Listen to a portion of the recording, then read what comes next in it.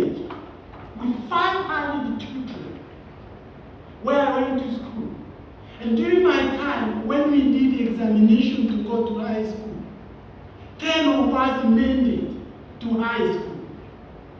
And about 25 could not go to high school. The same school, 40 years later, when they did the examination last year, 50 kids, to try to find who is going to high school, guess how many passed? No one! The top child had 270 points out of 500. The second child had 240 out of 500. It's a sign of death. So where do I begin? So I told them, I'm not going to give you this money. I want you to start first with getting the latrines, digging trenches to get water before you even think of electricity. And I organized them. I told them, when you do this, then I'll come back and then we shall put electricity. But first we start with latrines. After latrines or restroom, then you go to water, then you can think of electricity. And I shared that with the city. I had to tell my own church the same story. I have your money, I'm not going to use it, I did not use it. Because in the seminary they taught me, when people give you money for a specific purpose, to change the purpose you have to go back and get permission. That's what I told the city. I could not just use this money that originally was meant for light, for electricity, for another purpose for which the donor, you, are not given me permission. So I am still keeping that money in the bank.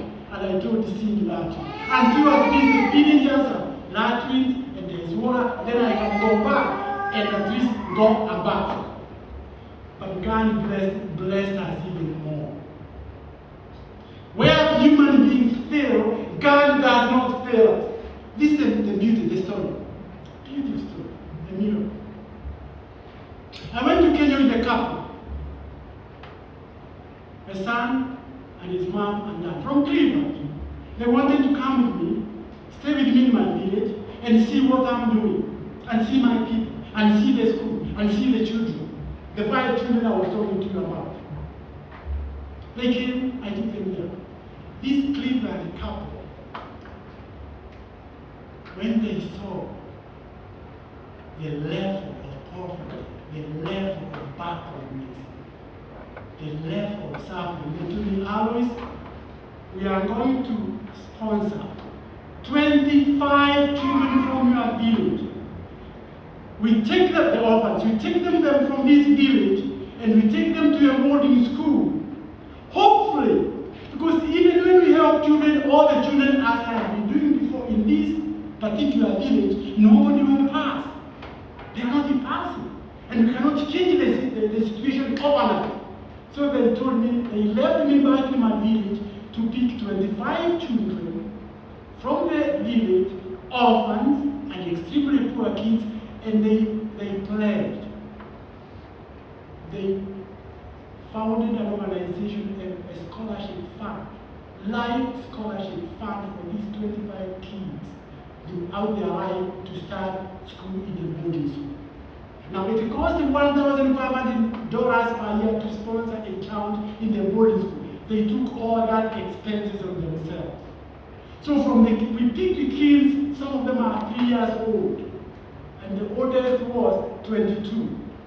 We took them to boarding schools, primary boarding schools, where they are taken care of, they are fed, and because I am to do an interview, select them, make sure they are fed, those kids now are in school. So the blessing, you can say, oh God, multiplied from the original 5 kids whom my wife and I were taking care of. God added 25 more under our umbrella. Now those kids are going to be in school, and their fees is going to be paid. And those who pass go to high school, those who pass go to the university, their money is there already. Isn't that a miracle? I wasn't expecting that. Now, I wanted to share with you. Still, I felt pain in my heart. Because when I stayed in Kenya for 2 months, I had taken a leave of absence, thanks to CD and my president at the place I work. They kept my job when I went for 2 months in Kenya. I spent those 2 months going around, testing, examining the right children to benefit from that scholarship. But I selected them from 150 kids who came for the interview from the village. So my heart still remains connected to those 150 kids I left in the village who are still destined to failure. Finally, I have decided I'm not going to be satisfied with these gifted kids who are right now in the boarding school, who are being supported, and whose fees is paid for. I always get, after 3 months, I'm getting $15,000 every month to take care of these kids from this family in Cleveland. So I have said, God, you have done your part. Alois and my wife and Steve knows the story because I told them in my workplace. I am going back to my village. I want to build a library, and I've started sending books because it's only by improving the reading of the kids will they uplift their standards of education at the village level. I made an appeal to my people in Mansfield, to my people in the place I work with the city. They have given me a lot of books. I have over 1,500 books, kids' books. The other problem came, how do I ship, how do I transport, how do I send all these books to Kenya with such a high expense of the air flight? Guess what? The same people in Cleveland, they have told me, Alois, don't worry.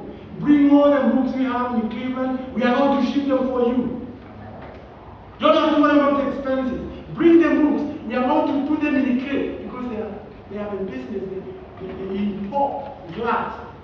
And the gloves that they import come in crates. And they are telling me, we are going to use these same crates, one of them to send the books to your village. Another miracle.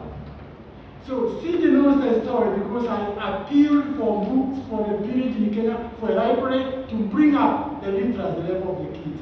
So those things are happening. I think God is working. I feel we have not seen yet the glory of God. And we should not fear doing what benefits other people. So with those few words, oh, my wife is here. My wife wants to say something. I want to thank you so much for your support and for inviting me.